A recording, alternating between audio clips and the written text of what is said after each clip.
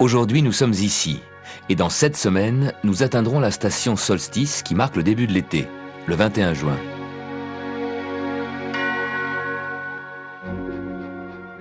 Tous les 2 ans, nous dépassons Mars. La Terre avance plus vite sur son orbite que notre voisin Mars. La manœuvre de dépassement dure environ 2 mois.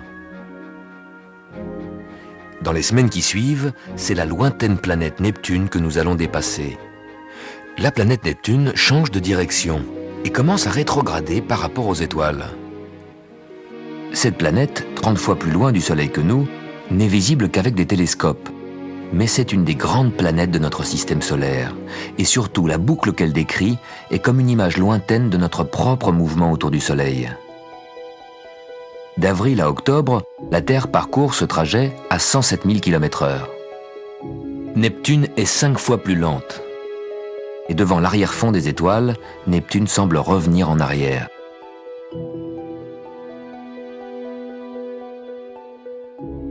Neptune est une grande planète gazeuse, 60 fois plus volumineuse que la Terre. La Terre tourne beaucoup plus vite autour du Soleil que Neptune, qui met 165 ans pour faire le tour.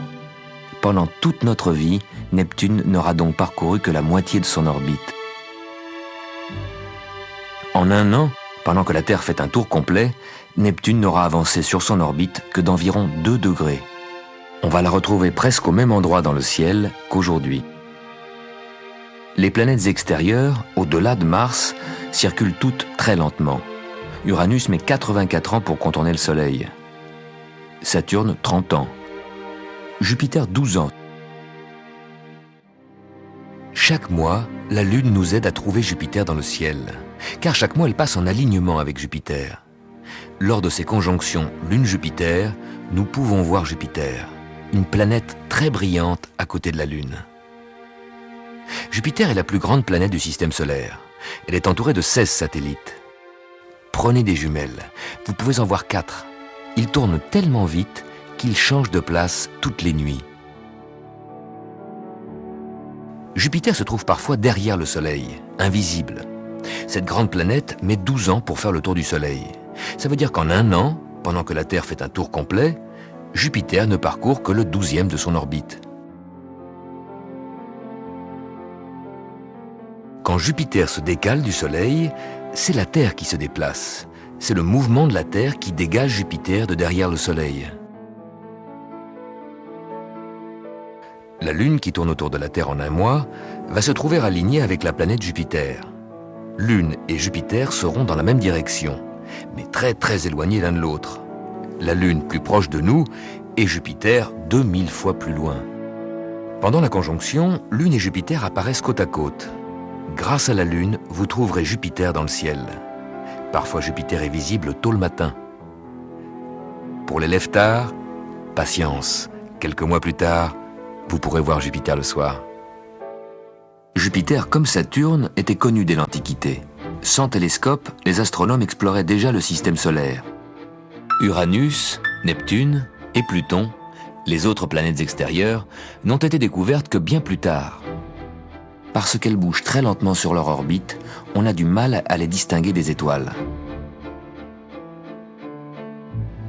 Uranus, grande planète gazeuse, 20 fois plus éloignée du Soleil, met 84 ans pour en faire le tour. L'axe d'Uranus est pratiquement couché sur l'orbite. Il pointe toujours dans la même direction. Ce qui fait qu'Uranus, parfois, semble rouler sur son orbite comme un ballon. Et parfois semble avancer à reculons. Uranus tourne autour de son axe en 17 heures. Ça devrait faire 8h30 de jour et 8h30 de nuit. Mais pas du tout. À cause de sa position couchée, une moitié d'Uranus reste côté Soleil pendant la moitié de son périple, l'autre moitié à l'ombre. L'année d'Uranus dure 84 ans, 42 ans au Soleil, 42 ans à l'ombre. Un long jour et une longue nuit.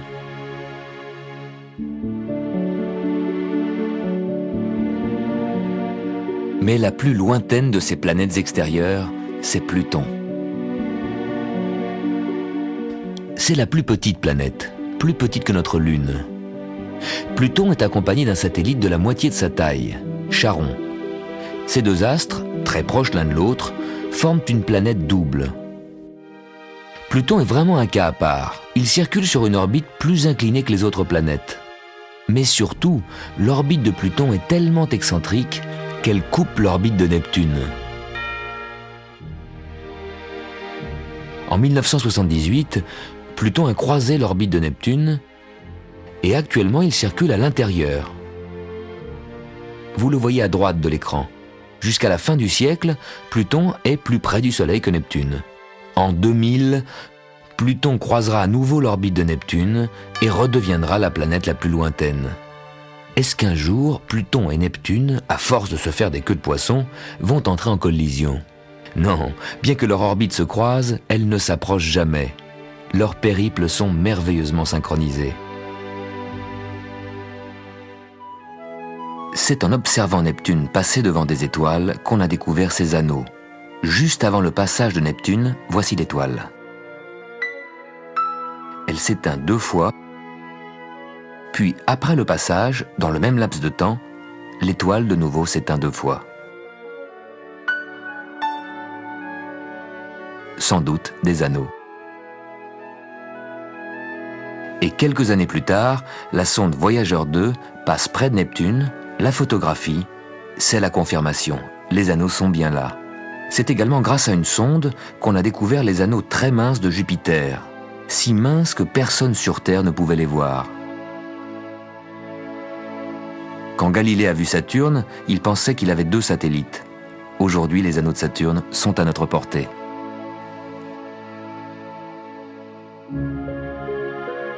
Autour de certaines étoiles, en dehors de notre système solaire, les astronomes commencent à découvrir des planètes. Ces planètes semblent être de la taille de notre planète géante Jupiter. On peut donc penser que si on observait notre Soleil de très très loin, on pourrait tout juste distinguer Jupiter, alors que la Terre, toute proche du Soleil, serait certainement invisible.